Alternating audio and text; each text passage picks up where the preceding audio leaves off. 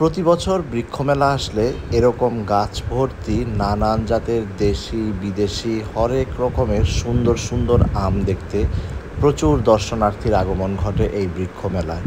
প্রতি বছর জুন মাসে শুরু হয় বৃক্ষপ্রেমীদের সবচাইতে আকাঙ্ক্ষিত মেলা, জাতীয় বৃক্ষমেলা। ফলসহ এরকম বৃক্ষ দেখতে মেলায় আগত দর্শনার্থীদের মধ্যে একটা বাড়তি আনন্দ যোগ করে। প্রতি বছর 5 জুন যেমন বিশ্ব পরিবেশ দিবস, ঠিক একই দিনে বাংলাদেশে পালিত হয় জাতীয় বৃক্ষরোপণ অভিযান ও বৃক্ষমেলা। দর্শক, এই ভিডিওটা হচ্ছে গত বছরের বৃক্ষমেলা চলাকালীন ধারণকৃত ভিডিও।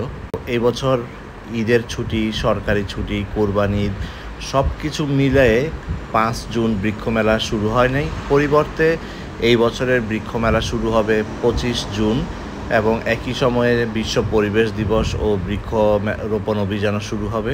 যেহেতু এটা গত বছরের ভিডিও, তাই এই ভিডিও দেখে আপনারা বিভ্রান্ত হবেন না।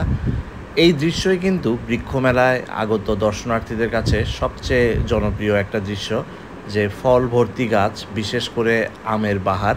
তো এবার কিন্তু এই দৃশ্য খুব কম দেখতে পারবেন, যেহেতু 20 দিন পরে বৃক্ষমেলা শুরু হচ্ছে। তো আম তো আর এতদিন রাখা যাবে না, বিশেষ করে অনেক আমই এবার পেড়ে ফেলতে হবে। তো হয়তোবা লেট ভ্যারাইটির যে সকল জাত আছে সেই সকল আম গাছে আম ভর্তি বৃক্ষ দেখতে পারবেন, কিন্তু বিশেষ করে আমাদের দেশীয় যে সকল জাত, এছাড়া বিদেশি জাতও।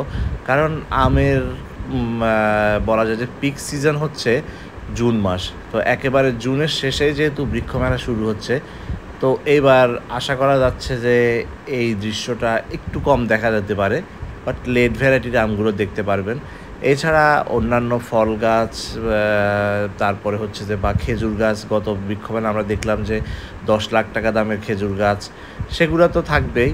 ও এছাড়া ফুল ফল, তারপর বাহারি অন্যান্য পাতাবাহার, এই সব কিছুই থাকবে। শুধুমাত্র মেলাটা একটু দেরিতে শুরু হবে।